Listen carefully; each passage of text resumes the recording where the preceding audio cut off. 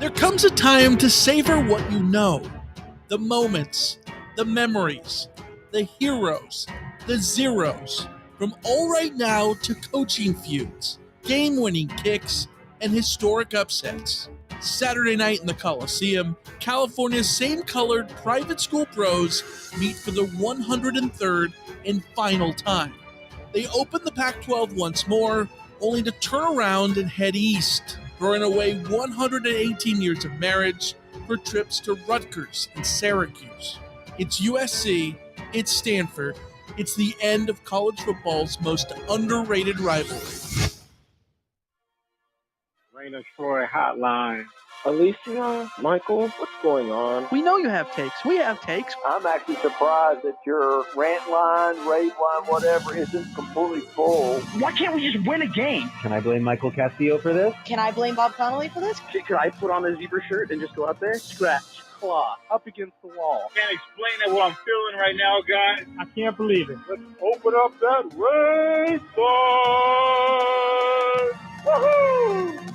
Oh, I can't believe USC has hired Lincoln Riley.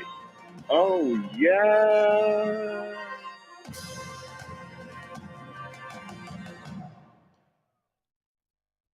Hello, everybody. Welcome back to Rate of Troy Radio, episode 502, coming to you on Wednesday, September 6th.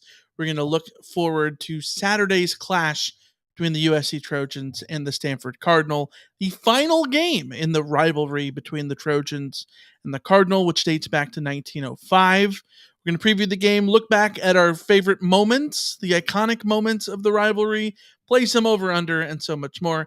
As always, you can follow us on Twitter at Reign of Troy, like us on Facebook, facebook.com/Reign of Troy.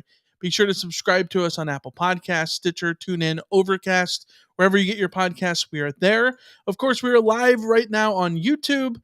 Our email address is reignoftroy@fanside.com, and our phone number, our phone number is 818-643-7227. See, I'm programmed to have the old number in there. This is terrible. Second Woods Burn Show. Yeah, there you go. Second Woods Burn Show. I'm your host, Michael Castillo, joined along with my co-host here in the Reign of Troy studio in Los Angeles, Alicia Derritola. Hello, everybody. Hello. Here we are. We have we are episode 502. Looking forward to the Stanford game. It's a rivalry game. It's Pac-12 season. Big shout out to everyone joining us here live on YouTube.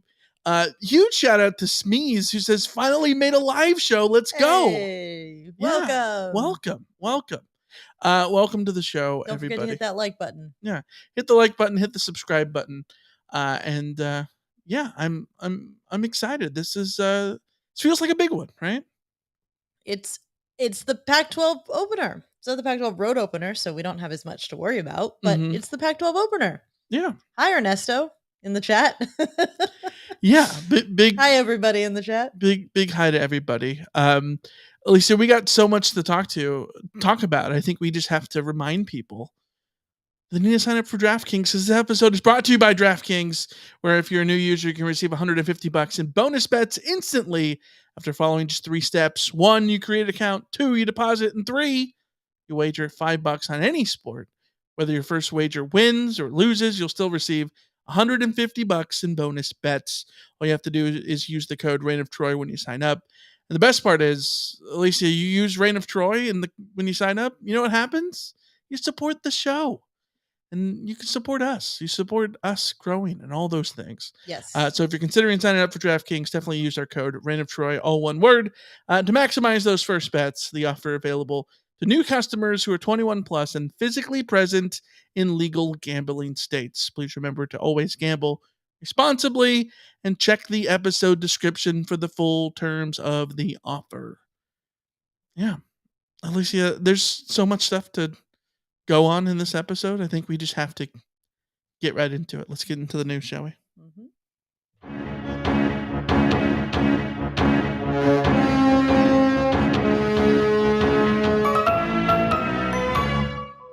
All right, we got to start with injury news. USC has lost a lineman. We knew this in the Nevada game. Gino Quinones went down, had to be carted off the field. Taken off the field, eventually carted to the locker room. He is out for the season. Lincoln Riley announced he's the Trojans' backup center. Talking about backup centers ahead of a Stanford game, a little worrisome, I guess. But luckily for the Trojans, there is some depth there. But you don't want to really take season-ending injuries on the offensive line at any point.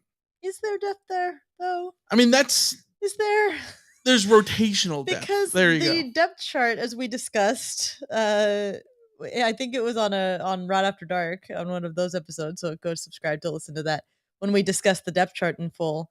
Is there depth at center? Because the person who's listed as the backup to Justin Dedich is someone I've never heard of. So, yeah. Okay, maybe there's not depth at center itself, but what I'm saying is Justin Dedich is still the starter. Yes, Justin Dedich is still the starter, and everything else is a contingency plan. So USC obviously will have their contingency plans. They'll have to figure out who they can trust in that position, if not Gino Quinones, who was already being trusted enough to play guard and to be in there. Mm-hmm. So I think it'll be interesting to see which way they go. Raven Murdy in the chat says Pregnon and Alani Noah are capable. Personally, speaking of Stanford week, I don't want a true freshman. I don't want to put that on Alani Noah, to be quite honest. I'd be much more willing to have one of the transfers who have interior experience go in there and take snaps and figure it out. But it's just something to have in the back of your mind as something to be conscious of, that you really, really got to protect Justin Dedich. And ideally what would happen this week against Stanford is to build a lead, get to a position where you can have Miller time, and let that Miller time be some good quality snaps for whoever it is that they are going to trust to be the backup to Justin Dedich.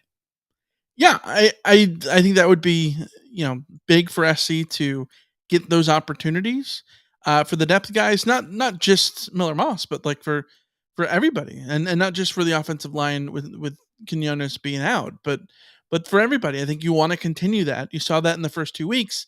I'm interested to see if there is sort of a line in the sand of like, okay, the first 2 weeks were preseason, and this is a conference game, so it is the real deal, and the rotation is going to be different or not. I don't know. I think we're going to see. But if you go up big, you win big. This game has a 29.5 point spread. If the spread is that big, you should be able to get into garbage time at some point. So you can sort of force that rotation that way. So I don't know. We will see. We'll see what happens on Saturday. Expect obviously Dedich to get the start at center, but if things do happen, we'll have to see what goes on from there. The other news to get to is not really news; it's buzz. This was we got a question in the chat from Cameron.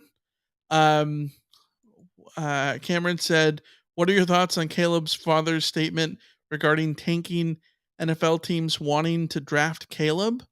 Well, Caleb Williams' father, was quoted in GQ saying, quote, "The funky thing about the NFL draft process is he'd almost be better off not being drafted than being drafted first. The system is completely backwards," he says. "The way the system is constructed, you go to the worst possible situation, the worst possible team, the worst organization in the league, because of their desire for parity. They get the first pick. So it's the gift and the curse. I mean, I've talked to Archie Manning. His career was shot because he went to a horrible organization. I've talked to Lincoln Riley, and Kyler Murray struggled because of where he was drafted. Baker Mayfield struggled mightily because of where he was drafted. The organizations matter. He's got 2 shots at the apple," referring to Caleb Williams. So if he's not in a good situation, the truth is he can come back to school. Alicia, I'm curious your thoughts here. I think it is interesting, by the way, that this quote says, "I've talked to Lincoln Riley and Kyler Murray struggled because of where he was drafted." It's a little awkward considering that Kyler Murray drafted famously by Cliff Kingsbury, who, for all intents and purposes, is like a the shadow offensive coordinator of this team, kind of, sort of, maybe hypothetically. That's weird, right? I think it's a shot at the Cardinals organization for being That's trash, but it's a little awkward with Cliff Kingsbury, but I think even Cliff Kingsbury would say that the issue is yeah, less it's with the the head coach Bidwells. and more with the Yeah. ownership, management, all of that kind of stuff.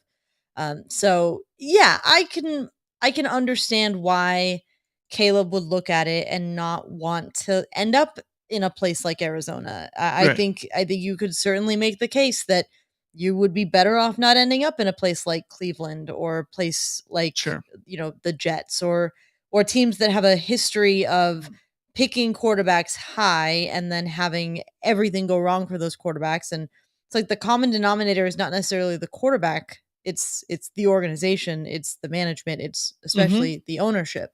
Sure. So I get it. And I get what he's saying that yes, technically, yes, Caleb can decide to come back for 2024 and then enter the 2025 NFL draft if he wanted to. Yes, that is something that is an option available to him. Mm-hmm. It is an option he will absolutely not take. I Yeah. am saying it right now. If the Cardinals have the number 1 pick or whatever other teams they have their eye out for that they don't want to go to, if that's the issue, let's say it's the Cardinals just for argument's sake, have the number 1 pick and he doesn't want to go to the Cardinals, the solution to that is not to say, screw it, I'll just come back and then go in the 2025 NFL draft, because guess who might have the first pick in the 2025 NFL draft? The Arizona Cardinals. So what you do is you pull an Elway. You do what Elway did, or you do what Eli Manning did, which is Eric Lindros. You say, I will not sign for this team. Don't draft me. And if they do draft you, say, I will not sign for you. Trade me. And to me, that's what this is. This is an early primer to NFL teams that would be on the radar for Caleb Williams as desirable destinations to say, Caleb might be willing to force the issue, go up and trade. And also to the Cardinals or to whatever organizations that they specifically don't want him to go to, we are priming it right now. We are not going to you. Do not make Caleb Williams part of your plan. So it's a little bit of gamesmanship the way that I see it. Yeah, I would be I don't even have to say any of these things. Like, I don't even have to clarify these things because I know that it's not going to happen, but I would be beyond godsmacked, right? If Caleb Williams came back to college football. I understand the idea that, oh, the players are making so much in NIL now that they can stay in college longer. I get it. I wish that was the case. I like college football. I don't like the NFL. At least not in comparison to college football. I would prefer if all the players stayed in college football. But that's not rooted in reality, because yes, theoretically the NIL money means that you could stay in college and make millions of dollars and all this stuff, but you're still an injury away from losing all of that. NIL money is not guaranteed to be there long term. You also have the fact that where do you make generational wealth in the NFL? It's your first contract, your first free agent contract after your rookie deal expires. So by staying around in college football one year, you are prolonging your access to that. That's one more year that you could have an injury.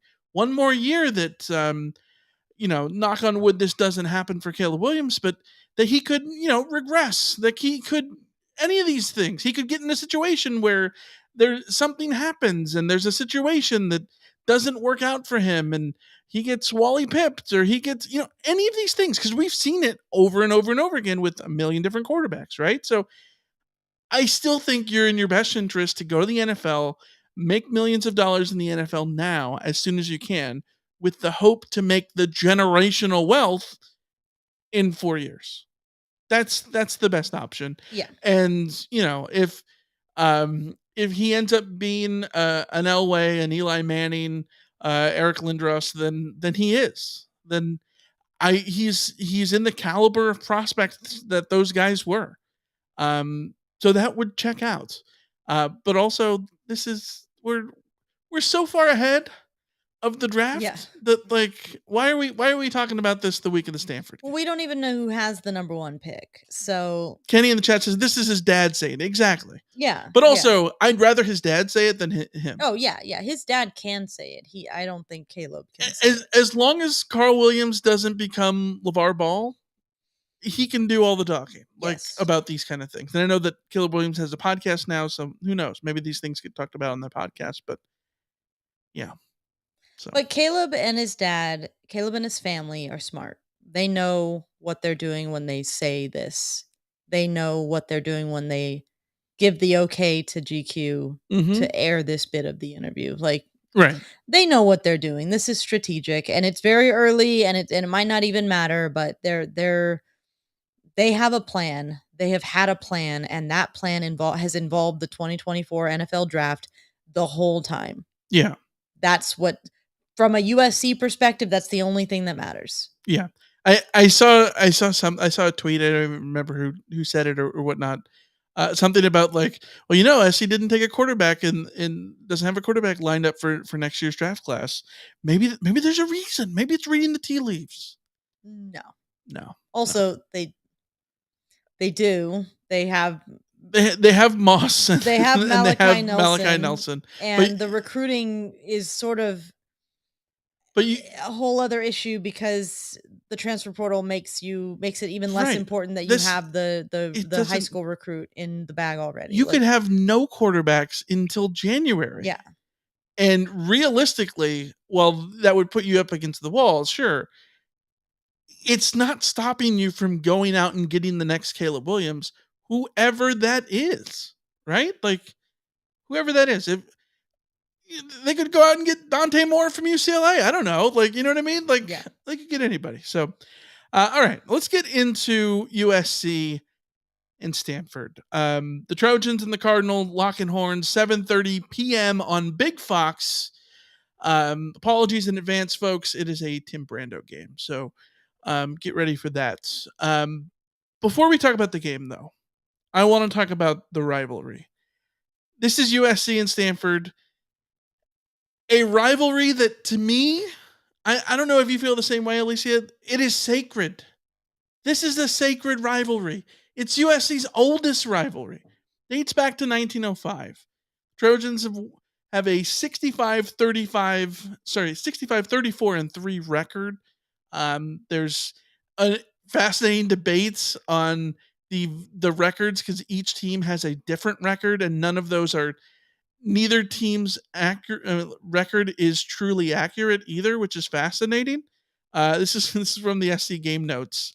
Both USC and Stanford list their series record at 64-34-3 in the Trojans' favor. But both come about it differently. The Cardinal do not count USC's 25-8 win in 1918, because Stanford claims that a team composed of Student Army Training Corps players, not the Stanford varsity squad, played, but the Trojans that year. But SC, of course, counts that win. But SC doesn't count the 2005 win because of the whole vacated wins thing. Yeah. So SC's original record is 65-34-3.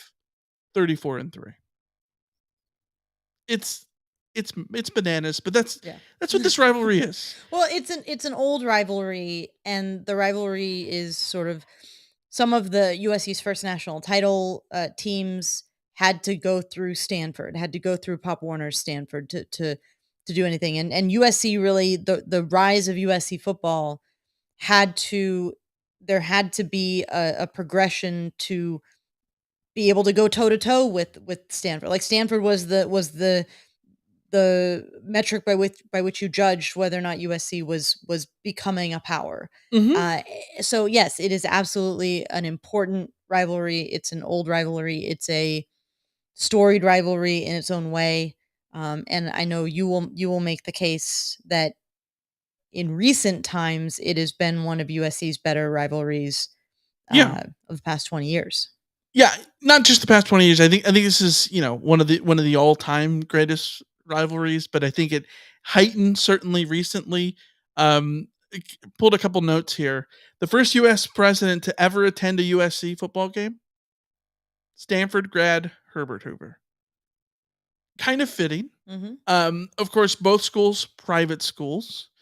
Both schools have the country club stereotype. In California, there,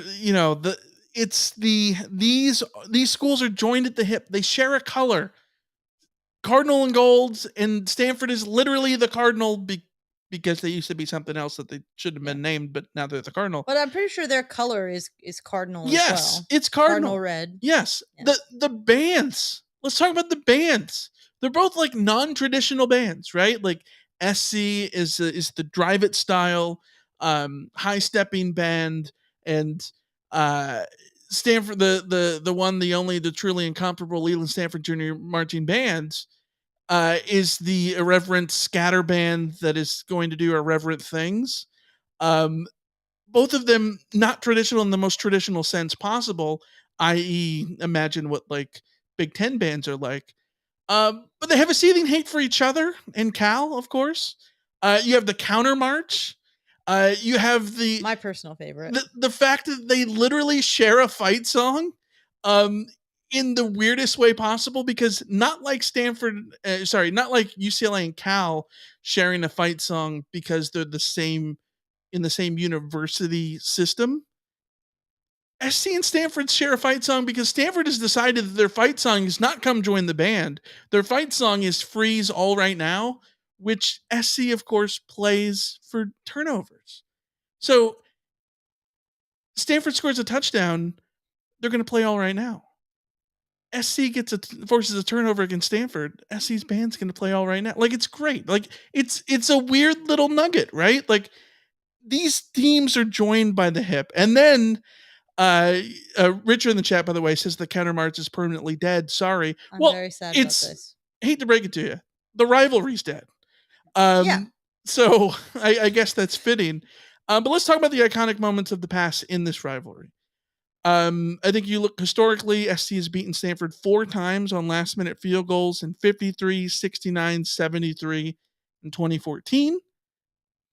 In 1979, Stanford kept SC from winning back-to-back national titles with a big 21-21 tie. One of the most shocking results in SC history. But then we go into the stuff in our lifetime, Alicia, and I think this is when the rivalry really heated up. I think in the 1995 game, SC beats Stanford, takes control of the Pac-12. Keyshawn Johnson scores a big late touchdown, then goes and defends on the Hail Mary. After that, I remember me and my dad walking through the upper concourse, my dad like running and high-fiving people left and right. Like, it was a big deal. SC goes on to win, I said the Pac-12, the Pac-10. Goes on to win the Pac-10, go to the Rose Bowl that year, and we know what Keyshawn did to Northwestern. I think of when I was a kid, going to the old Stanford Stadium and how weird it is. Like, you look at pictures and it's like they were playing at this place. It's so foreign because it feels like so much longer ago that stadium existed. But 98, the first time I ever went there, went in 2002 when Carson Palmer put up the big Heisman numbers. I remember the 2001 game, SC's first after 9/11. Steven Sample had a speech on the field. It was like, surreal because you see clips of like Lou Gehrig talking at Yankee Stadium, right? With like a microphone in front of him. That's what Steven Sample was doing after 9/11 against Stanford. It was on November 22nd, 2001, 11 days later. It was weird for a football game, but like it was needed at the time, right? And SC wouldn't lose a home game for 6 years until 2007, when this rivalry got absolutely insane. From 2007 to 2015, I will argue this was the best rivalry in college football. I know ESPN wants to say it's LSU and Alabama. Everybody in the nation wants to say it's Michigan and Ohio State, whatever. It's SC and Stanford from 2007 to 2015. It was SC and Stanford. I'm gonna walk through all of these games, and Alicia, tell me your thoughts. First of all, the 2007 game, Stanford beats SC as a 40-point dog. John David Booty, we know, gets the broken finger, stays in the game, throws the 4 picks. The ultimate reminder of why, if you are injured, Just come out. do the right thing for your team and come out of the game. Mm-hmm. Famously, by the way, did not go to that game. I was at home crying my eyes out because the Cubs got eliminated. The Diamondbacks rough day for you. Horrible. I just remember just being absolutely in shock. Like, it's like, what do I need to go to this game? SC's got 40-point favorite. They're gonna smoke him. Yeah. Oh, I would not. I remember sitting and listening to the alma mater and just being like, that it's. You were a true freshman. I was a true freshman. Yeah, look at you. Sitting in the stands, just like blankly staring out as the alma mater played, and it felt like a funeral dirge. Yeah. Speaking of funerals, we'll get to that in 2009. 2008, up at the farm, SC wins big 45-23. But like, this is when the feud starts brewing. Stanford ran like this 1-minute drill at the end. Harbaugh calling timeouts in the dying seconds, down 28 points in an attempt to cover the spread. Pete Carroll, after the game, was asked about it, and he said, quote, "He can do whatever he wants. I don't care." To which Harbaugh, 365 days later or whatever, said, "Okay, I will." Because 2009, another game which I did not attend because this was literally my grandpa's funeral. And it should have been Pete Carroll's funeral, figuratively for the Pete Carroll era was 2009 against Stanford, the What's Your Deal game. Stanford outscores SC 27-0 in the fourth quarter, winning 55-21. They ran power over and over and over again. The Harbaugh and Carroll meet in the middle of the field, to which Carroll says, "What's your deal?" You all remember that in 2009, but the epic games truly start in 2010. Stanford wins 37-35, but this is a game in which Matt Barkley leads a late go-ahead drive to take the lead with 69 seconds left. Alan Bradford scores the touchdown. Looks like the Trojans are going to get revenge. Then there's a late hit on Chris Calippo. Moves the ball 15 extra yards. Yep. Luck leads Stanford down, kicks a field goal as time expires to win 37-35. That penalty. And that I don't remember exactly, like it wasn't the first time that had happened to USC in recent memory. And Darnell Bing against Texas. I just remember being just absolutely incensed. I was watching the highlights when I was putting together this thing. It is fascinating to me how similar it was to the Tackett Curtis hit.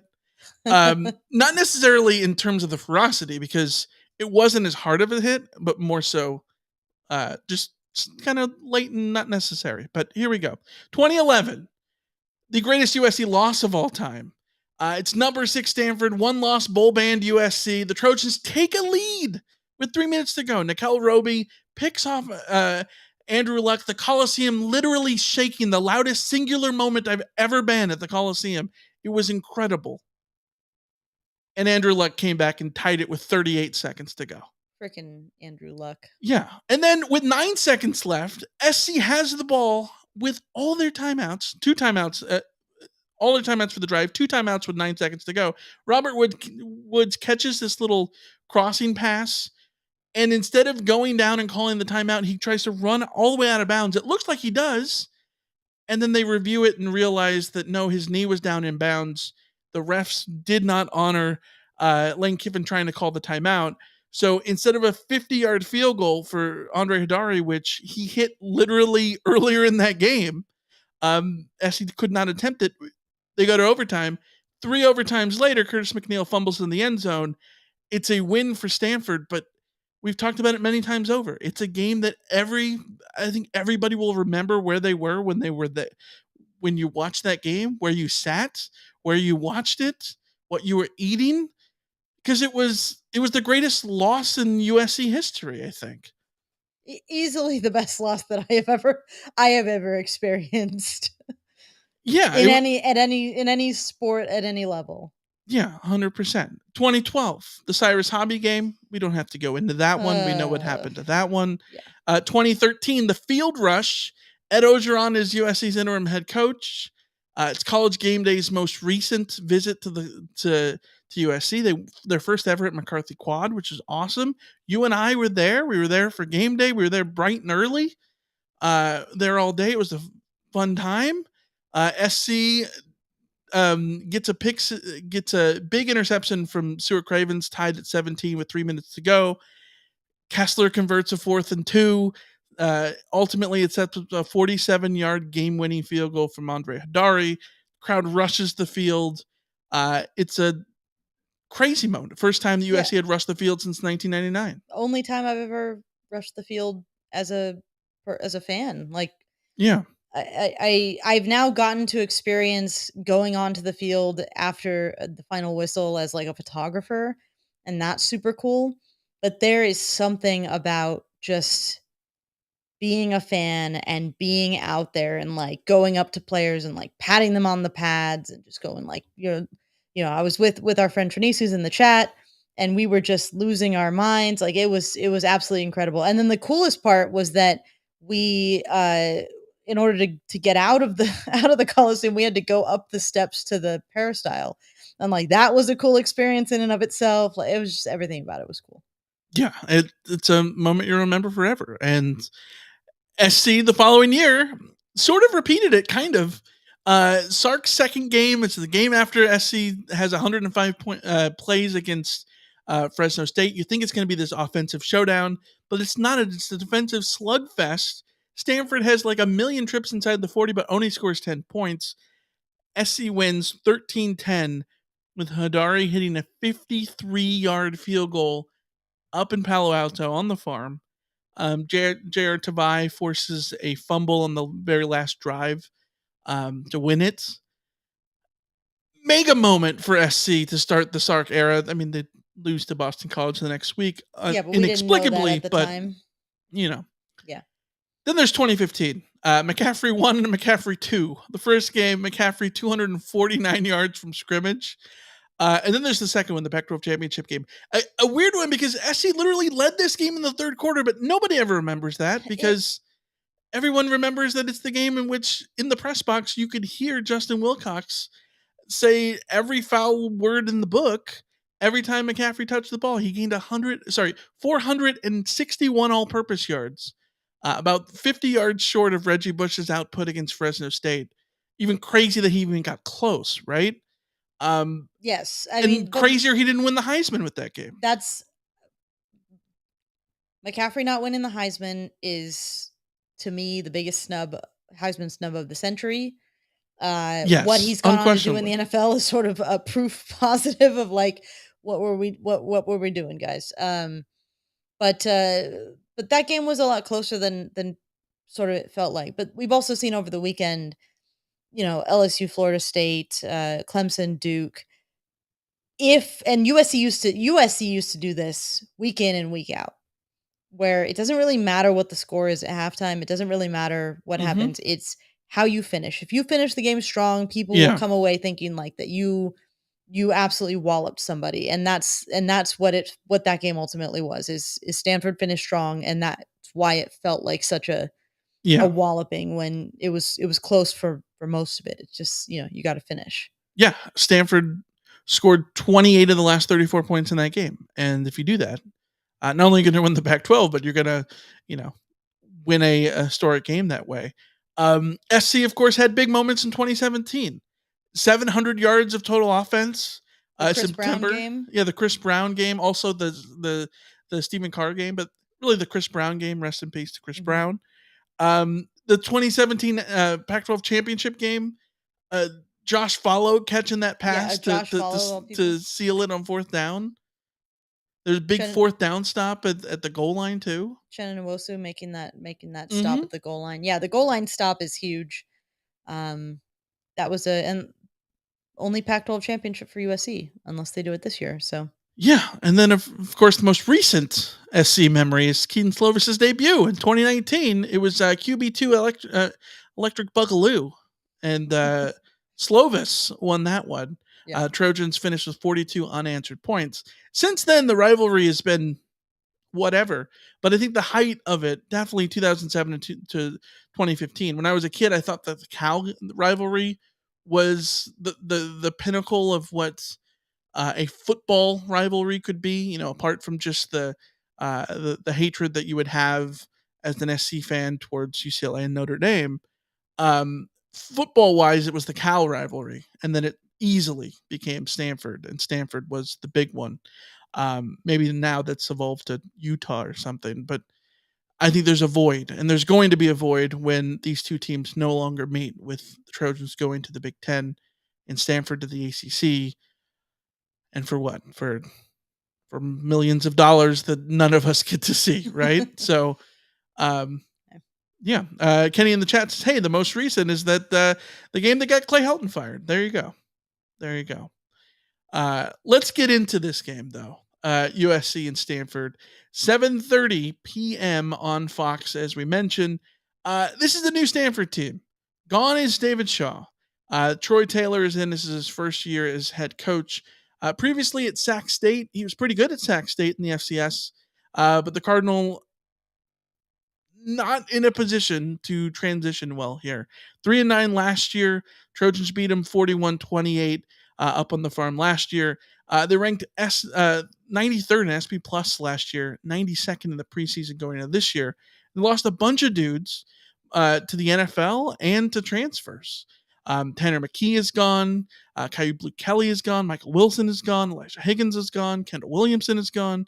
A lot of dudes are gone. But this is a Stanford team that started well in week one. They beat Hawaii 37-24 on the road in Honolulu. They have a new quarterback, Ashton Daniels, sophomore out of Georgia, threw for 249 yards in the win over the Bows last week. We know that EJ Smith, Emmitt Smith's kid, is back at running back, but he's in a weird sort of three-headed backfield, sort of headlined by Casey Filkins, who had 67 yards against Hawaii. And then the best player on this team is Ben Jurasik at tight end, 6'4", 242 pounds. Easily Stanford's best player, especially in week one. 9 catches, 138 yards. It's a career high. And a touchdown, 11 targets. 11 of Daniel's 36 targets last week went to Jurasik. He's going to be all everything in the conference, probably at tight end, and he sort of leads the Stanford attack. Yeah, and USC has had issues with tight ends in the past, so he's definitely the mold of player that that has burned USC over and over and over again. Whether you're talking about Stanford tight ends or Utah tight ends or other teams' tight ends, so he's definitely the one that I am looking out for when it comes to this Stanford offense. Mm-hmm. I watched the sort of like condensed highlights. Or condensed game extended highlights. Big shout out to Matthew Loves Ball, by the way. Matthew Loves Ball on YouTube. Very, very useful shortening of games to a sort of watchable, like instead of sitting and having to watch a 3-hour football game, to watch in 30 minutes, which is very nice. And I think that Jurasik is definitely the guy who stands out for Stanford. Their offense going up against a pretty weak Hawaii defense. Not terribly impressive, not bad by any stretch. They were able to do what they wanted to do, but they rely a lot on quarterback runs. They rely a lot on putting the ball in the quarterback's hands and having him carry. I believe Ashton Daniels had 11 carries for 42 yards in that game. Got a couple first downs by running on third down. So definitely somebody that is somewhat similar to the quarterbacks that USC has already faced this year. Yeah. In that I think he's quite comparable to the sort of mobility of Chevin Cordero, or he looks like an inexperienced Cordero. Yeah, or someone also in the mold a little bit of Brendan Lewis, who can run. I think the big difference is that they will ask him to do more design runs than either of those quarterbacks attempted against USC. Mm-hmm. So that's definitely something. It's interesting though because USC is not traditionally upended by designed quarterback runs. It's the scrambles that get USC. It's the sort of heads up play where you get away from the pass rush and have a mobile quarterback that has really burned USC in the past. Yeah. So with Ashton Daniels, I think it's going to be very interesting to see how USC approaches it and whether or not he will take a page out of Chevin Cordero's book and maybe try to look to be patient in the pocket and then take off and run because he can run if he needs to.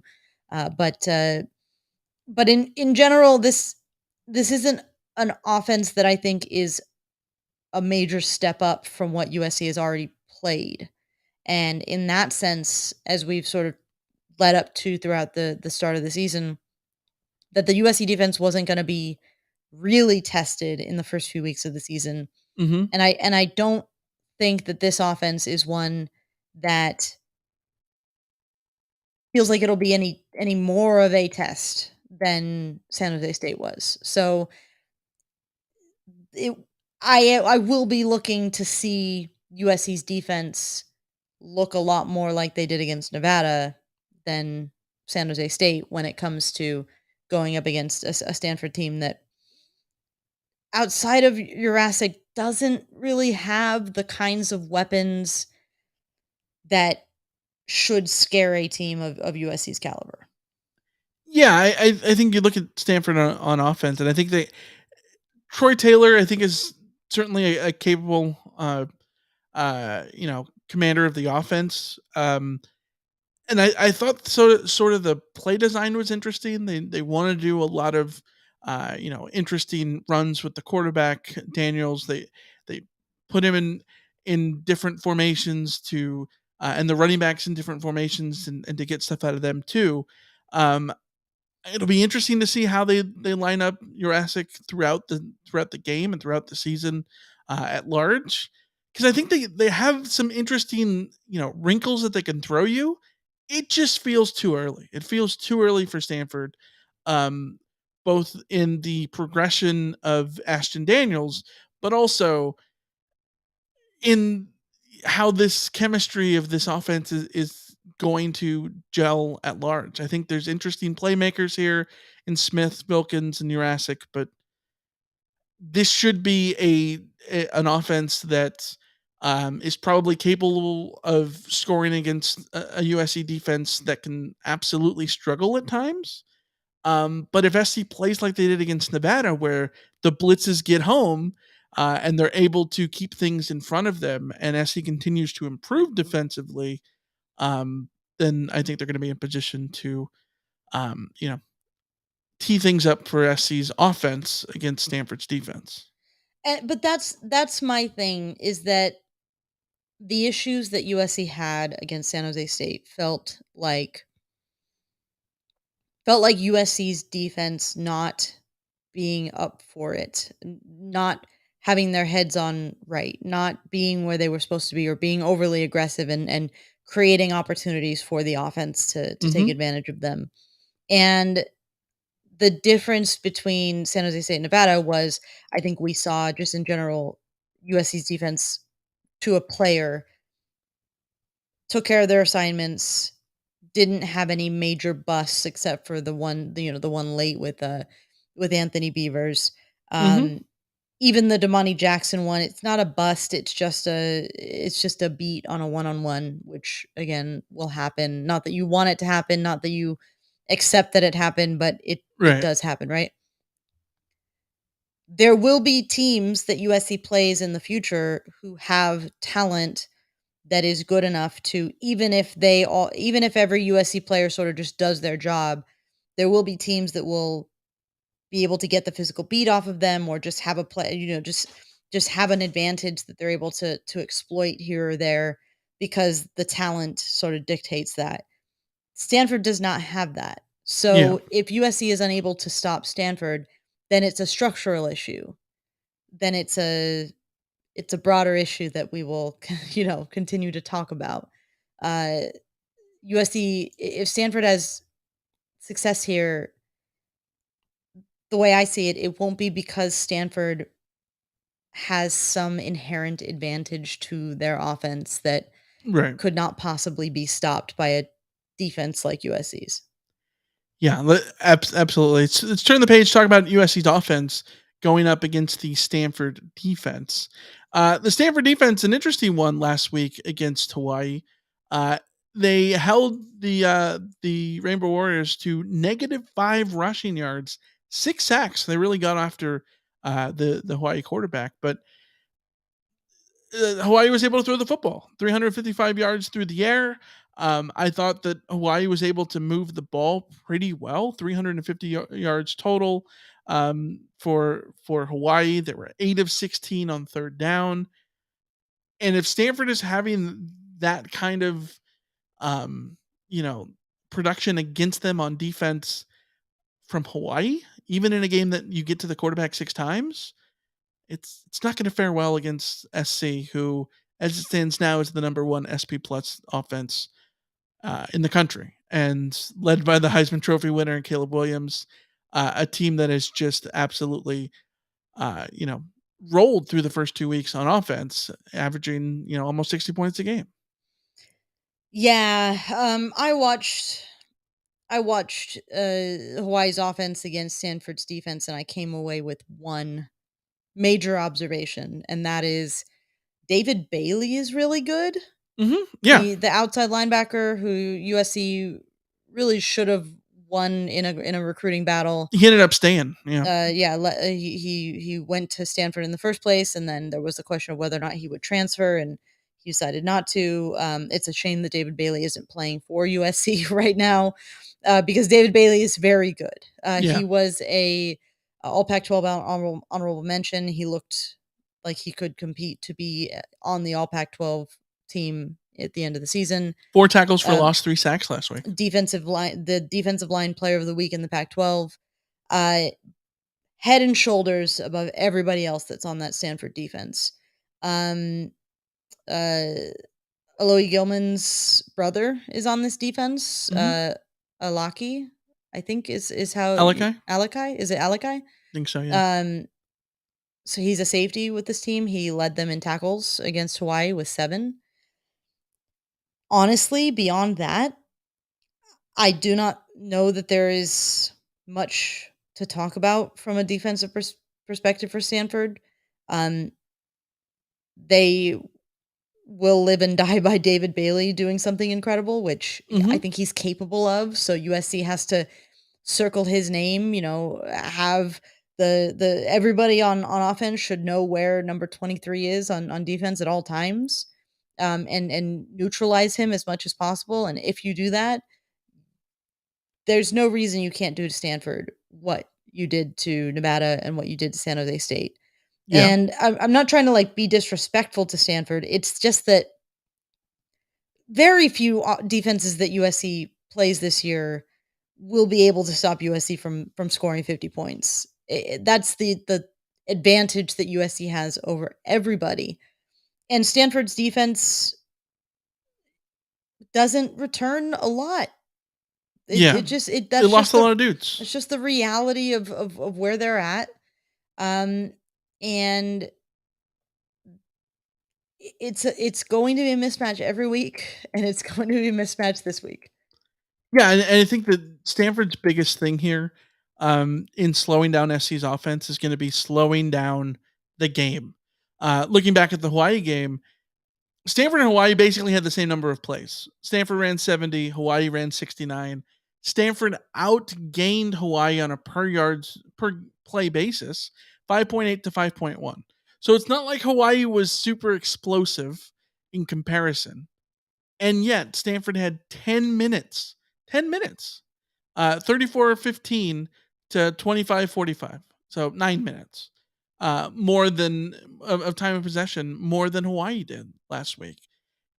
I have to think that that's going to be the game plan in this one, especially with the new timing rules. Stall. Take the ball away from Caleb Williams as much as you can. Slow things down. Take the air out of it. Do the old Stanford thing. that's probably your best game plan if you're Stanford, of keeping SC out of the end zone enough for the Trojans to get to the half century mark. Yeah, yeah, and pounce on USC mistakes. USC Yeah. needs to protect the football and don't give away, a bad snap fumble kind of situation. It'll be those kinds of self-inflicted wounds that could give Stanford an opening in this game, but it will come down to USC self-inflicting those wounds when it comes to this offense because again, there is no matchup here. Yeah. It's just like last week I was saying sorry to Nevada. I'm sorry Stanford. There's no matchup here. It's hold on for dear life and hope that Ashton Daniels and those guys on offense can be very efficient with their possessions, Mhm. which means retain possession for long stretches and then score on the end of those possessions. Yeah. Otherwise, yeah, it's not a matchup. All right, let's get into some over under, shall we?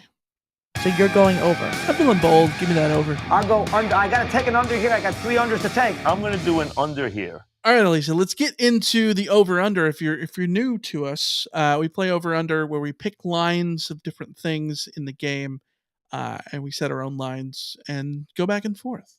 And you guys, the Rotbots, can join us. If you're in the chat, we've thrown the link in there as well. You can play along, make your picks as we go along, and then we track everything every week and throughout the season to see who's got the best over/under picks. Going into the game, you are 7-5. I am 6-6. Let's get to your first over/under, Alicia. It is what? Marshawn Lloyd, no blocky, no rocky moments. And I'm setting the over-under on 0.5. This one's very simple. In week 0, Marshawn Lloyd had that wonderful no blocky, no rocky moment. In week 2, he somehow had it even better. In week 1 against Nevada, somehow upped the ante on that block that he had to spring Taj Washington's touchdown.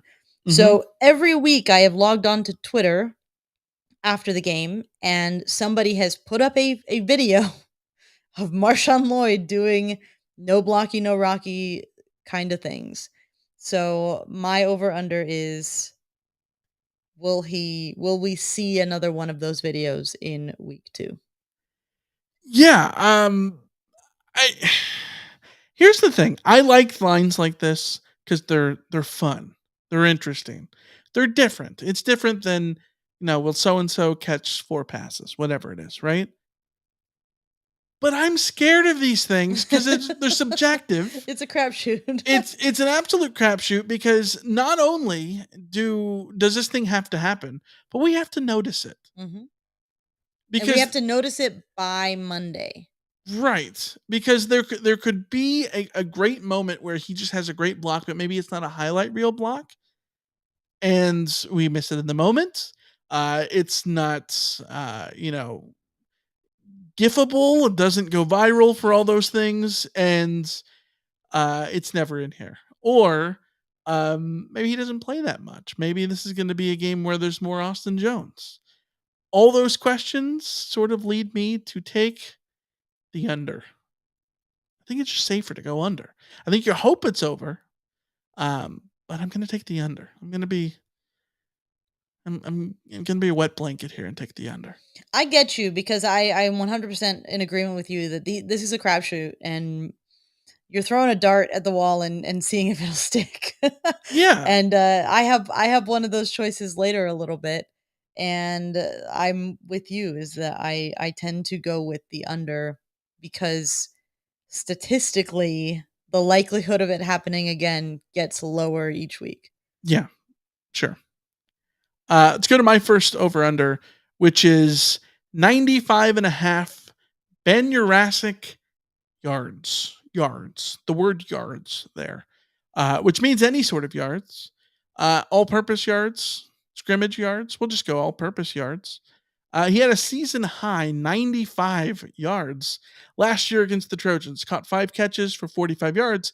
But the reason I just say yards because he had a 50-yard rush last year which I need to go back and watch. Was it a reverse? Was it? I don't remember it. I do not remember it either. Was it? What is it? Was it a reverse or was it just like a screen pass that was behind the line of I scrimmage? wonder if it was don't just know. like one of those extended handoffs. Yeah, yeah. So yeah, 95 yards. He had a season high 95 last year against SC. But as we talked about it in the open, talking about Stanford here, Jurassic had 138 yards against Hawaii in week 1. We've talked about it. He's their best player on offense. Everything should funnel through him. And I don't have to say what SC did to not stop tight ends last year. Okay. So, yeah, 95 and a half. Ben Jurassic yards. What do you got? Smash that over. When it comes to tight ends facing USC's defense, always smash the over. Okay. That is a very high line, and I feel very confident that Ben Jurassic will have 100 yards in this game. Number one, he's a tough matchup. Now, USC does have Eric Gentry, hopefully. I mean, I think we've heard that he's practicing, so maybe he'll be available.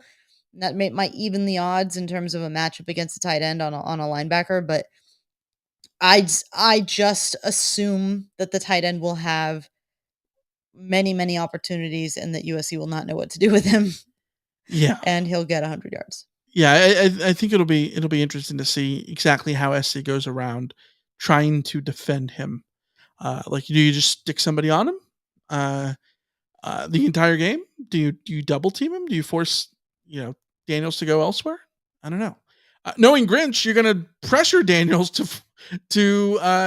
throw the ball in his first hostile road game. And maybe that leads to more Ben Jurassic because he's the safety blanket. Yep. Yeah, I don't know. Let's go to your next over-under pick. What do you got? All right, I am doing third downs.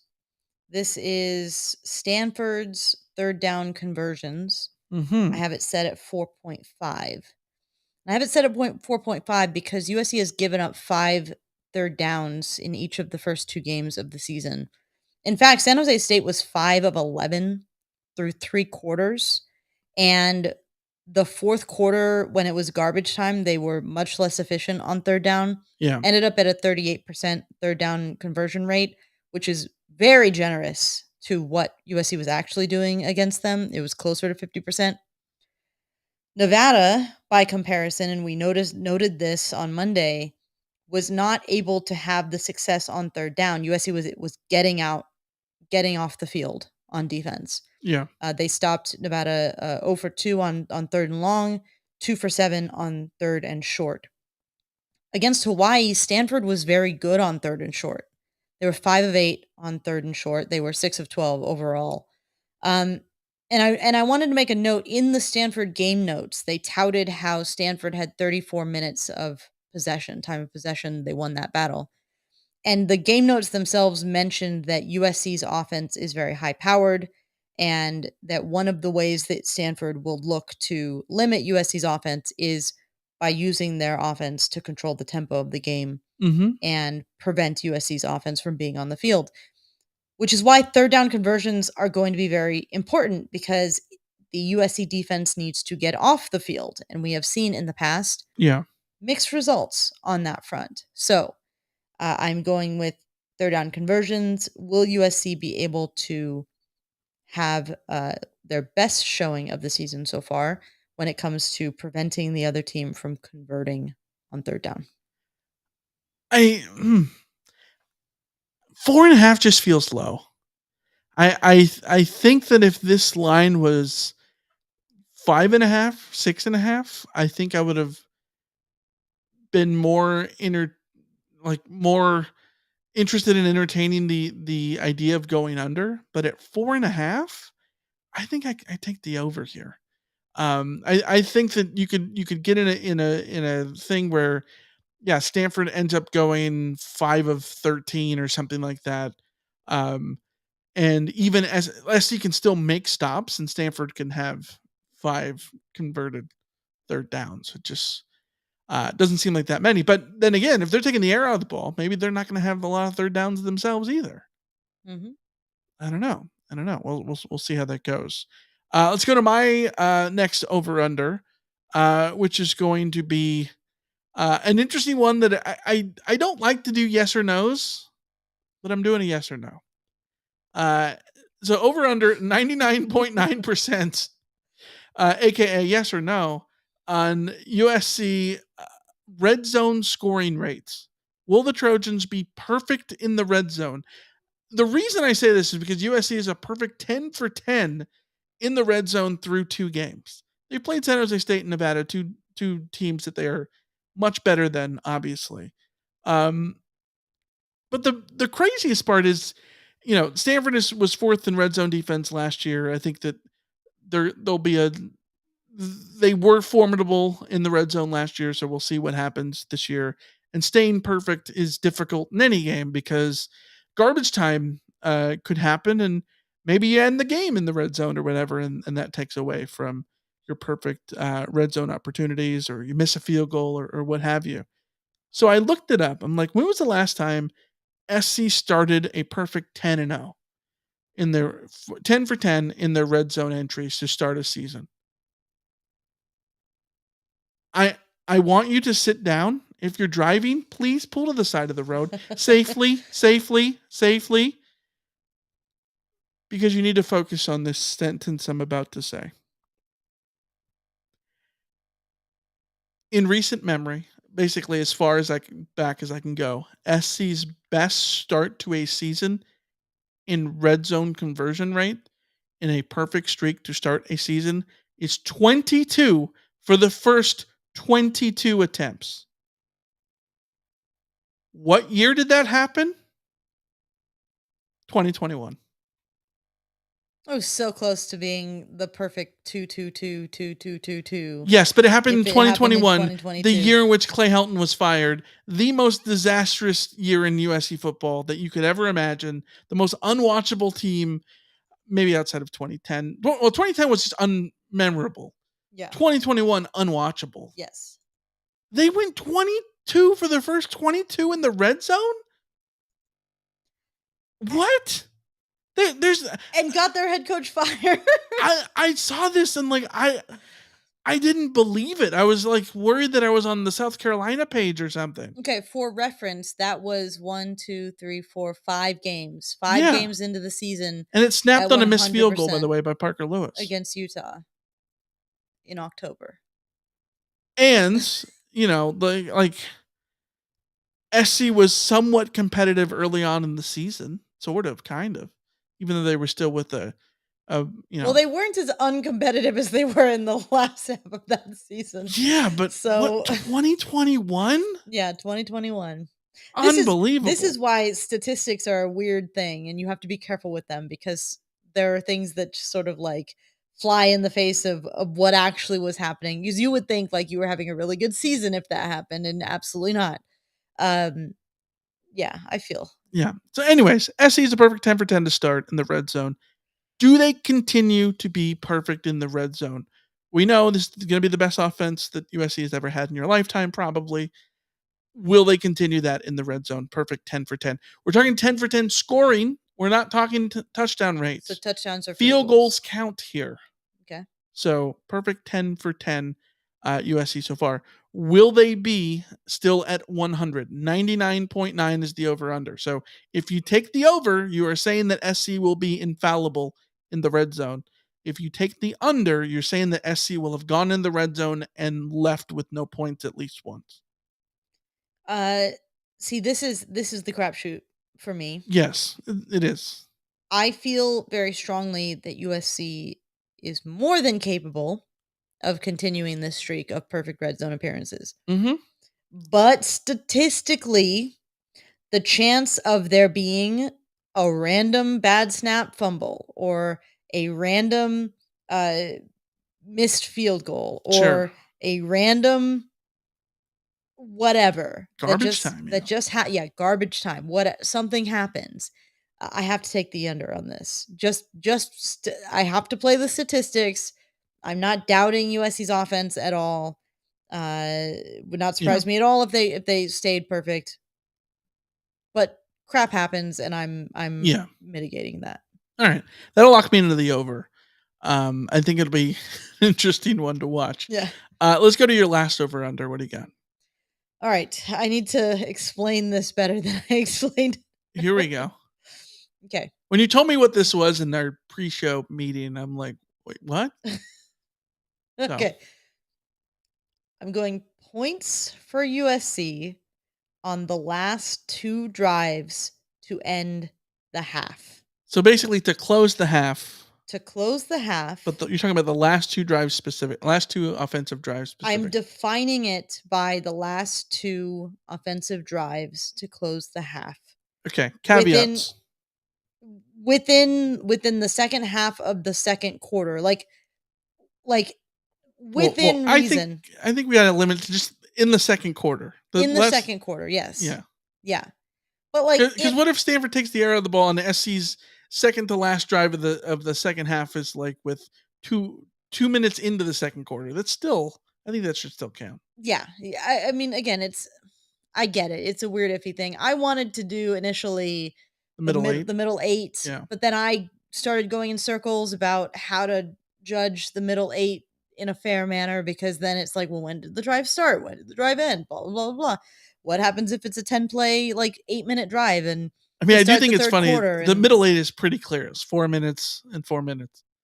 Yeah, but let's say USC gets the ball to start the third quarter and then has an 8-minute drive, and then that doesn't count as a... Well, it doesn't count.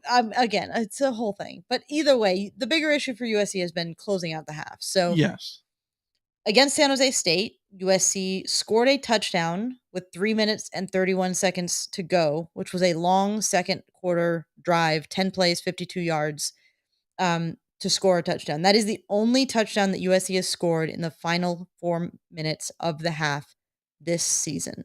The next drive against San Jose State was a 3-and-out with a punt.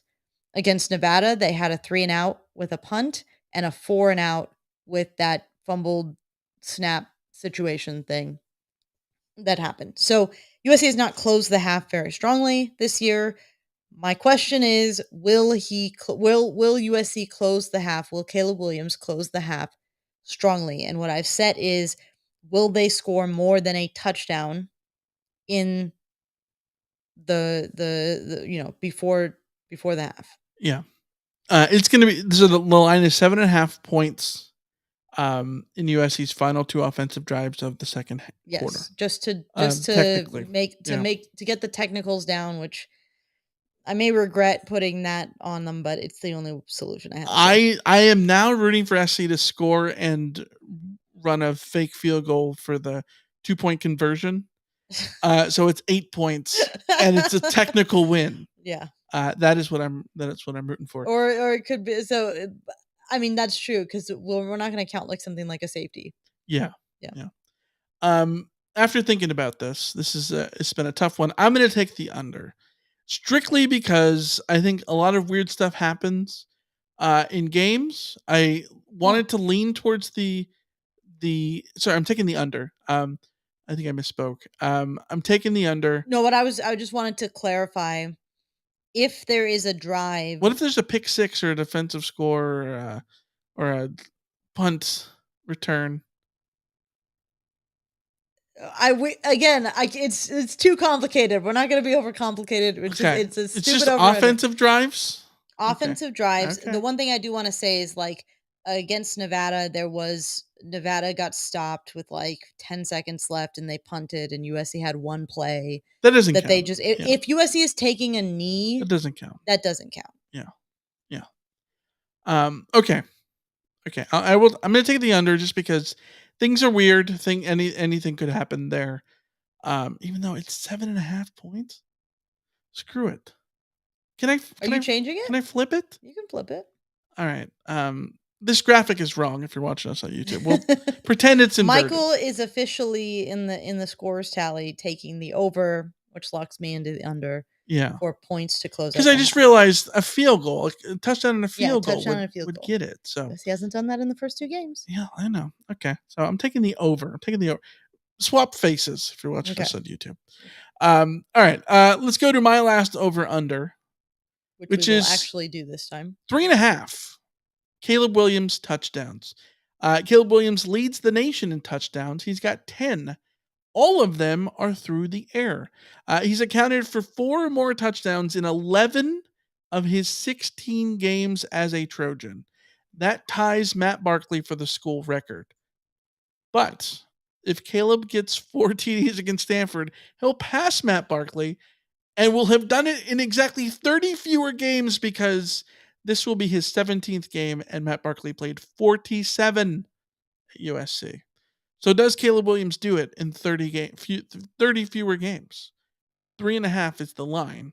So if you say over, he does it. If you say under, he doesn't do it and saves it for a different day.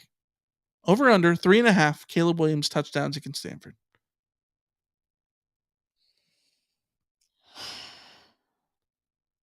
I hate this line so much. Uh-oh. I hate it so much. Okay. He had 4 in the first 2 games. He is more than capable of having 4 or more against Stanford. Their passing defense got tore up by It's a Hawaii. little sus. They should be able to carve through this. So, there's every reason to think that Caleb Williams will have 4 touchdowns in this game. At the same time, Uh-oh. Austin Jones can score a touchdown, a couple of touchdowns on the ground. Marshawn Lloyd can do it on the ground. Garbage time could mean Caleb is out early and it's not necessarily needed. Statistically, he can't keep. You can't keep getting away with this. He can't keep scoring 4 touchdowns every single game. It's just it does not happen. So I went with the under. I regret it already. I'm so glad you did because I want this over bad. I was seriously considering flipping it and doing what you did, where we say ignore the graphics. Only I'm allowed. We're changing our minds in the middle of the show, which we used to be able to do, but now we have graphics. For the viewers who are listening in podcast on YouTube, we have a graphic where it shows our face on the thing that we pick. So they're even animated. We have to pick it before the show instead of just winging it like we used to do. So I'm locked into the under. I don't feel happy about it, but I am. Okay. Well, it's only fair. Do you want to switch? No. Okay, good. Cool. Good, because I want the over. I want that over. I'm going to regret this immediately, but also I need Austin Jones and Marshawn Lloyd to just do me a favor here. I just need them to score all the points. But then I looked up Stanford's rushing defense was good against Hawaii. So now I'm a little bit concerned. Yeah. Oh, Cigar in the chat says easily over. Yeah. Yes, I agree. Thank you. All right, that's gonna wrap up over under for us. Let's get to our game predicciones. If that's a word. I don't know. We're making it one. The Vegas spread last time that we looked was 29.5 in favor of the Trojans. Bill Connolly's numbers for SP Plus. It was USC by 32.9 points with a margin of victory as 45-13. Alicia, what is your prediction? I am going 55-20 in favor of USC. I will believe that USC will not score 50 points when I see it. Okay. And I will believe that USC's defense will not give up 20 points when I see it. The Stanford, granted, they had Tanner McKee last year and sort of caught USC off guard a little bit. They scored 28 points last year. So I think it could very easily be another San Jose State situation. Right. I'm hoping that it'll be more of a Nevada situation, but I'm also not betting on this defense yet. So 55-20. All right. 55-20, you say. I'm going to be close to that. First of all, by the way, last week, big shout outs to me. I said SC would win 66-14. It was 66-17. Which I believe our friend Keely Ure got. Yeah, she spot bested on. me. She nailed it. And then I don't know if she said this on her podcast, but we're gonna out her right now. She told us off air. Sorry, Keely. Sorry, Keely. She only picked 66-17 because she said she was lazy and looked up the score of the Rice game last year. So Hey, it's not a bad strategy. She clearly cheated. Yeah. And Not a bad strategy. And Lincoln Riley was like, "We are going to be very predictable." Yes. Week 2.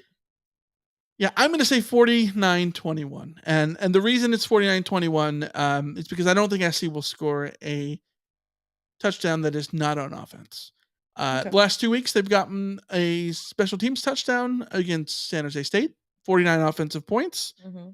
But defensive touchdown. They scored a touchdown on special teams. Last week, they scored defensively to score 66 points. But it was only 59 points of offense. I think, not that we're splitting hairs here, but I think SC's 49 points in this one holds Stanford to 21, which means 3 touchdown drives. I debated something like 17 or maybe 24 or something like that. I like Stanford to have 3 touchdown drives, but like not that much after that. So in other words, they're not going to, get field goal drives. They're going to go down there and score 3 times. Maybe one of those is in garbage time or something like that. But see, and normally I pick a weird score and say, don't ask me how they get there. I like that 20 though, because Stanford has the best kicker returning in the Pac-12, all Pac-12 kicker. So I think that they will move the ball on USC's defense and have to settle for a few field goals. All right, there you go. 55-20 says Alicia. 49-21 says I. All right, let's get to the mailbag, shall we? You've got mail. All right, let's start with a message that we got from our pal LA Fred over on Discord. LA Fred says, after 2 games, and as the Trojans move into conference play, what is something you're most certain about, something you're the least certain about, and something you're curious about? Let's start with the most certain about. What are you most certain about this USC team? I am most certain about the offense being among the best in the country, if not the best in the country. I am most certain about USC's reigning Heisman winner maintaining his stature as a Heisman winner. I think that has to be it. I'm most certain that Caleb Williams is the best USC quarterback we've ever seen in our life, and will continue to be as long as he remains healthy and stays at SC and all those things. There is zero concern about the man. And I don't think you could ever say this about it. Like Leinart, I think, was the same way. There was just no concern about him at all. Towards the end of the Palmer, seasons, or his Heisman winning season, I think you could say that, but you couldn't say that about Darnold even. Because even though Darnold was someone who could make miraculous plays and you felt confident that he was going to win you a game, he was also prone to turnovers and stuff. Caleb Williams is not turning the ball over. He's had a couple of fumbled snaps, but like how much of that is fumbles into touchdowns? Like he's lost as many fumbled snaps as he's turned fumbled snaps into touchdowns this year, which is bananas. So what's something you're the least certain about with SC? I'm gonna agree with Cigar in the chat. Anything defense related. I am very uncertain about the defense. I'm more certain about the talent level being better after seeing it, but I'm very uncertain about the defense being capable of getting the stops that USC needs them to be capable of getting against the teams on the schedule that USC needs them to be capable of getting those stops against. That was a bunch of word salad, but the long and short of it is I am very uncertain about this defense against Mhm. Sam Hartman, Bo Nix, Michael Penix, Cam Rising, and anybody else that USC sees beyond that. Yeah. Yeah, I wish I was more certain about that. I am not, and I will not be for several weeks because we will not know for Yeah, several weeks. I think SC can beat anybody in the country, on their day as long as the offense continues to score. The problem is they might have to do that on literally every drive because Yeah. you can't say that about the defense yet. Yeah. And yeah, I'm the least bit certain that they can continue to do this against an experienced quarterback. And maybe I'm reading too much into the Chevin Cordero thing. I could be. It's early. It's easy to read too much into the early games, right? Mhm. Um, but I think the difference between Cordero and Brendan Lewis in those first two games was that Cordero played like an experienced guy who has been in college football for 5 or 6 Mhm. years Composure. and was composed and just didn't make mistakes. Mhm. He didn't make a lot of great plays, but he didn't make mistakes. Mhm. And SC is going to play a ton of quarterbacks who are experienced coming up. Ashton Daniels is not one of those guys, so I think SC can sort of overwhelm him with pressure and force him into mistakes that way. But USC is yeah, also gonna play a bunch of quarterbacks who can hit NFL level throws mm-hmm. and put the ball up for receivers who are better than any receiver that USC has played so far, Right. who will be capable of winning one-on-one battles at a rate that USC has not had to deal with yet so far. So, Yeah, yeah, there's a lot for this defense to still prove. yeah. All right. The last part of LA Fred's message is what is something that you're curious about the Trojans? I am curious about uh,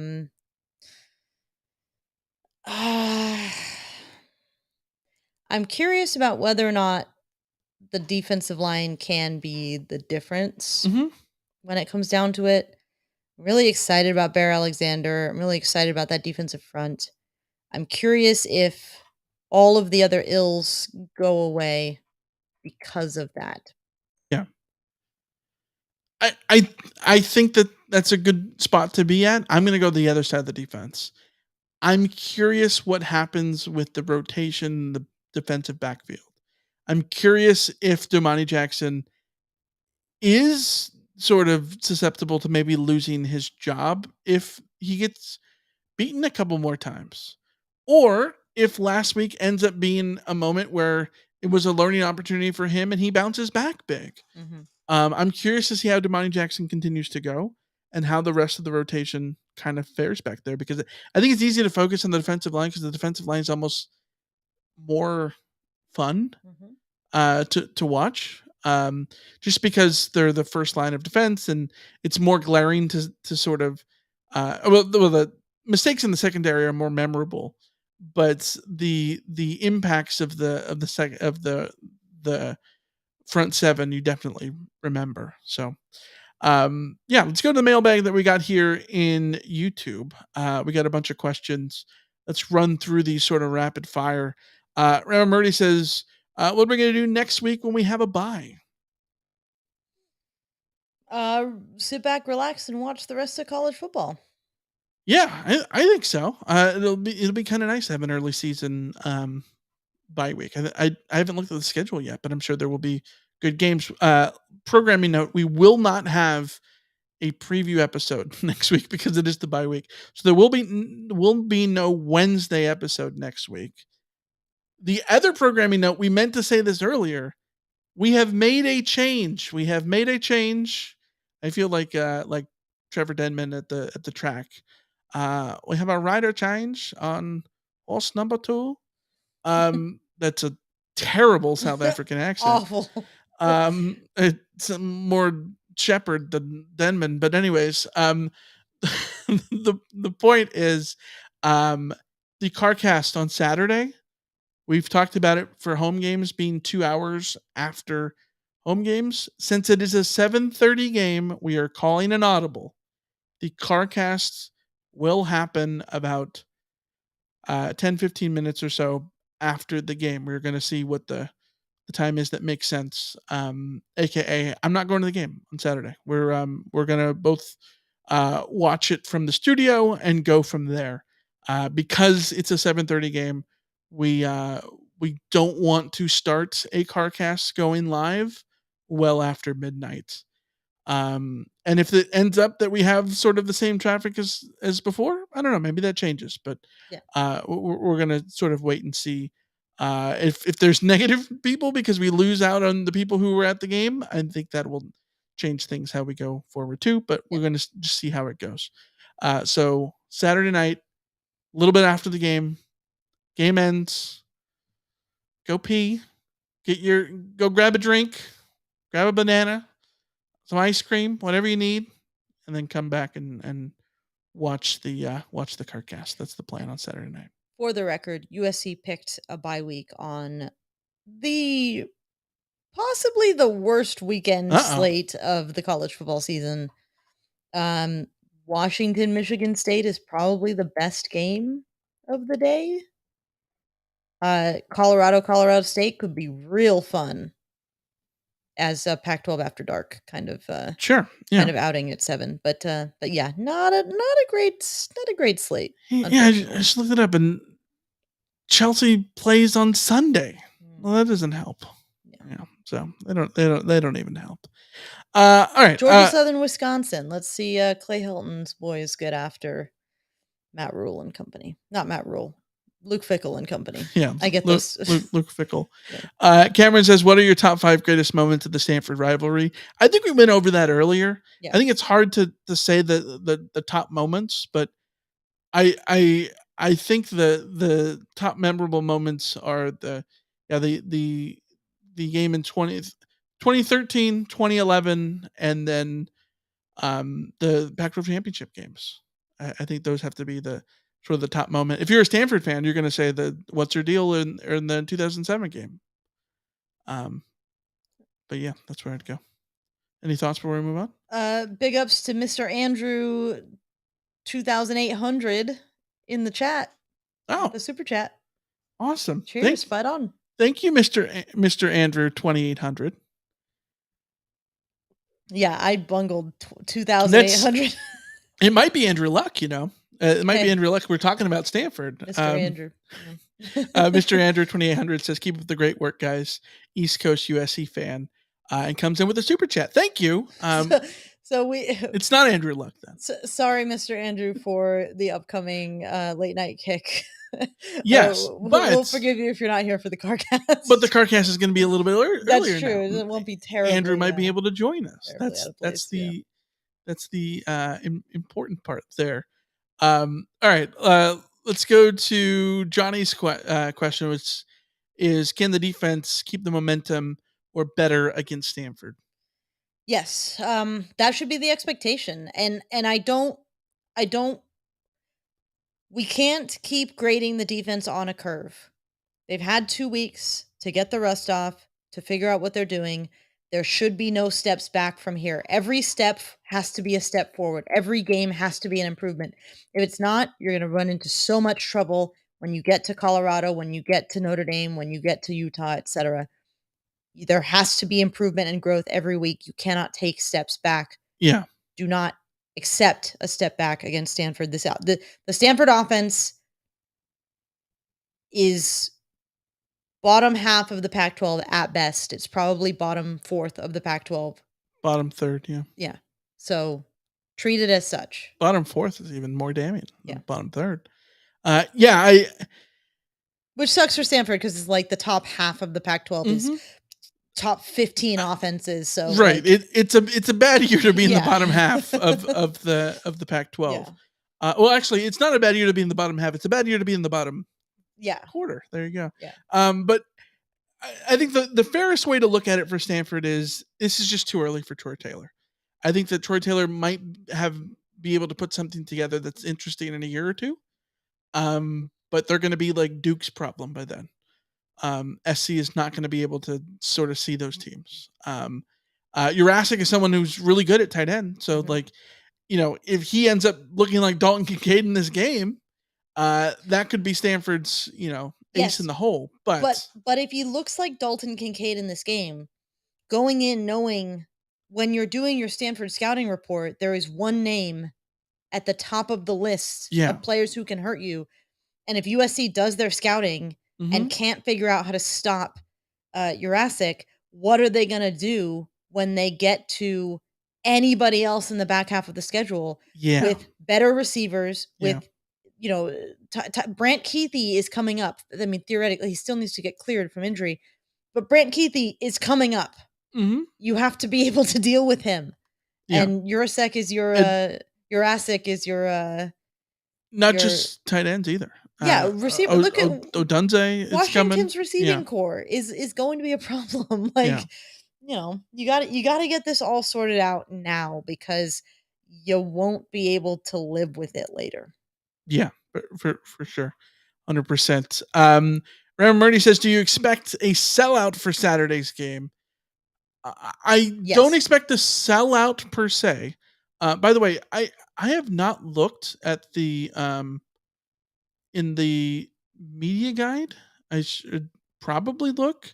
What is the capacity of the Coliseum right now? Because it was 77.5, but they put in those tarps. They put in those tarps. I think that probably lowers it to maybe low 70s. So I think it's possible that SC gets in the high 60s for this game.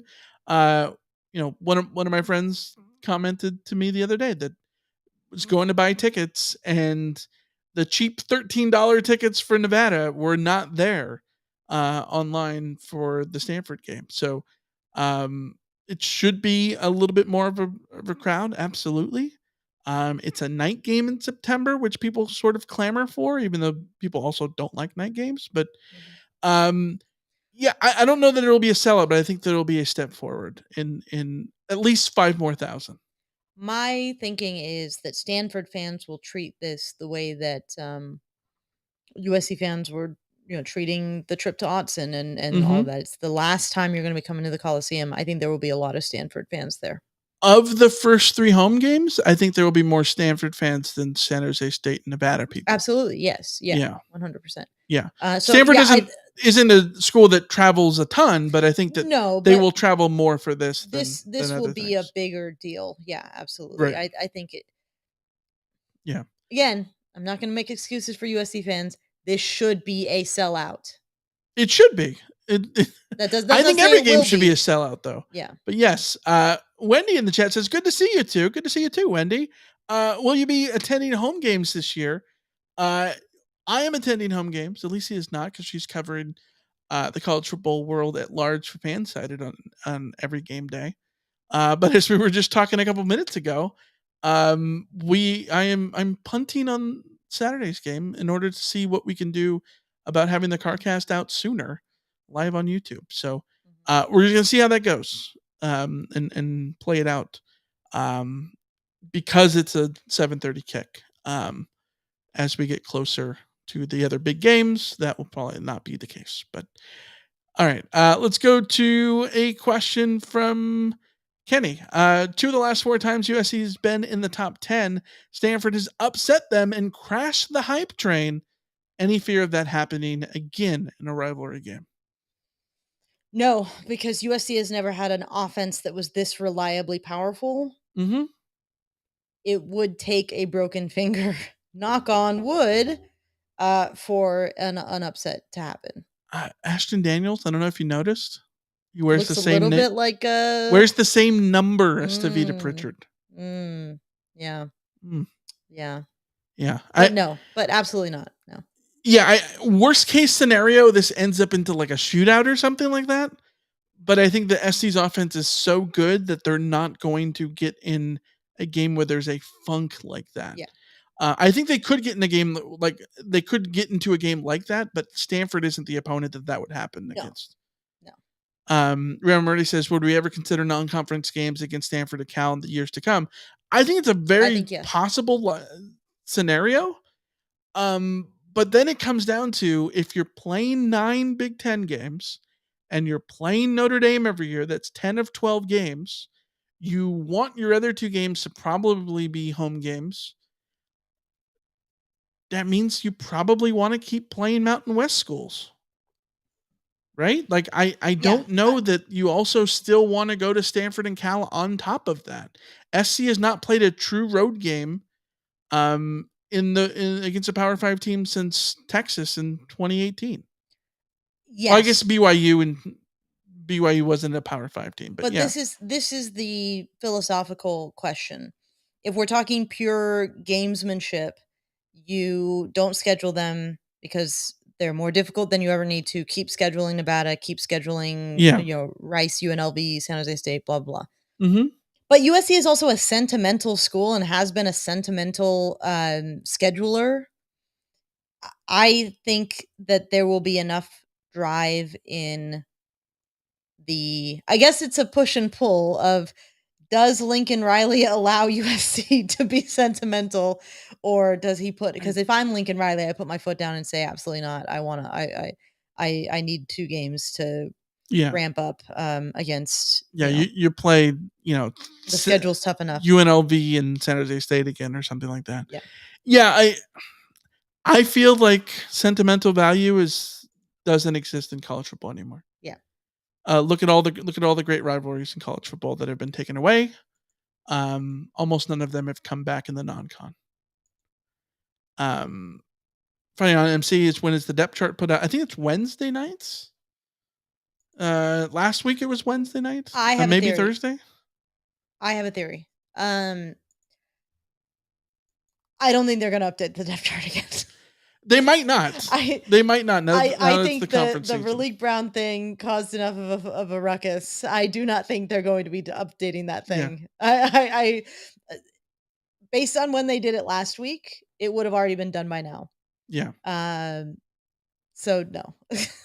I do not think that's going to be a thing. By the way, another big shout out to Manford with the super chat. A big ups as we awkwardly drink our water here. A big cheers. No, I'm drinking coffee, but yeah. Water's better than coffee, of course. That's not but thank you. Manford says, do you guys have any advice for the Colorado game? Best way to get there, where to stay? I think the best place to stay is somewhere in Boulder or between Boulder and Denver. If you've never been to Colorado, Boulder is about a 35-ish minute drive from Denver, northwest. But the Denver airport is about like a half-hour northeast drive from Denver, too. So, like, if you are not going to Denver proper, you can take like I think there's a toll road. There's like another highway that you can take basically from the airport directly to Denver. I don't remember exactly off the top of my head. You could do that way and stay near the airport, but it's a far drive. It's a far drive. I think ideally you want to stay between Boulder and Denver. Unless you're going to go south, maybe like Golden or something like that would be interesting. Golden is nice because it's where the Coors plant is. And that's only like maybe, I don't know, 15, 20 minutes south of Boulder, just due south, due west of Denver. So that might be a spot to go stay. You want to go to Pearl Street. Pearl Street is the street in Boulder that it's their like downtown area. Boulder is a lot like Berkeley, same vibes, by the way. Great vibes, but I loved being in Boulder. It's just a cool place. Yeah, it's a very beautiful. It's like artsy, granola-y, and college-y at the same time. Mm-hmm. All those things, which feels like Boulder. Which feels like Berkeley as well. So, yeah, but my best advice is to get there early because it's a nice campus to walk around, and definitely go down Pearl Street for sure.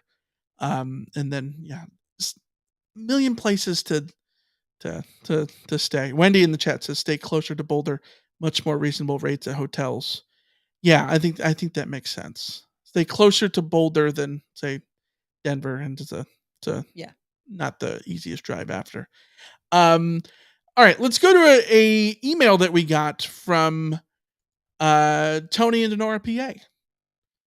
Tony says, Michael and Alicia, this is Tony from Denora, PA.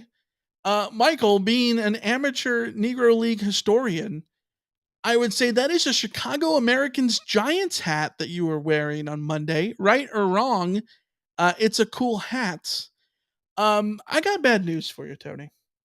It was not. I wish it was. I wore a Angels cap, just like a black and white Angels, California Angels cap. Now, if you're watching on YouTube, I'm like holding up the cap that I wore the other day. Compare that to the Chicago American Giants cap, which I'm just throwing up now. It does look similar. Yeah, Like, I get exactly why he got them mixed up, because it's almost the same logo, except you yeah, sort of squish the C and the A more for the Giants one. So, and it's got the C and the A, and they're interlocking, and yeah, I see it. That's a cool hat too. yeah. I really enjoy the logos from the Negro League teams. I think they look awesome. The Kansas City Monarchs have so many cool different logos. They're in the game now in MLB The Show. So many of the old players and the old teams are in the logo in the game now, and it's super fun to play with those guys. Um, John Donaldson, amazing pitcher. Of course, Satchel Paige, uh, Rube Foster. So many great players. Are Buck O'Neill, great to play with. But the Chicago American Giants, high on my list of hats to get. By the way, great logo. Let's wrap this up with a question we got from Cigar. Castillo and Alicia debating on mac and cheese or hot pockets for dinner. What do you got? I legitimately want to make mac and cheese for dinner. I decided this All right. before we started recording. I was like, I'm kind of craving mac and cheese. So legitimately, yes. Unfortunately, we don't have any hot pockets in the freezer, but Mac and cheese. don't doubt for a second that when I was at Costco the other day, that I wasn't walking down the frozen food aisle and Yeah. saw the hot pockets and thought, should I get hot pockets? Should I? Four cheese pizza, by the way. Yeah. That's the move. Yeah. So, Or yes, cheddar and broccoli. Michael has the palate of a 9-year-old. And you have one of like a 6-year-old. I have the preference of a 6-year-old. Clip that, please. Yeah, Somebody. 100%. I would eat. I have been a mac and cheese girl since I was little. I've never grown out of it. Kraft mac and cheese all the way. We did have pancakes the other night, by the way. I made pancakes for lunch today. You did that too, yeah. So I am very much a full-grown adult who Yeah. has who You love to see it. consults the food pyramid. Yeah. And then decides to just make pancakes. Yeah. All right, we've got to go because we've got Jesse in Los Angeles who's looking to go on a WALK. So we've got a BOUNCE. So we will see you guys Saturday night, about a little bit after the game with the CarCast, USC and Stanford. Make sure to make your picks in the pick'em. Make sure to like the stream on your way out and make sure that you're subscribed. We get all of our stuff and click the bell and all of that. So we'll be back with the CarCast and then talk more USC Stanford next week, going into the bye week. Until then, we will see ya. See ya. See ya. See ya.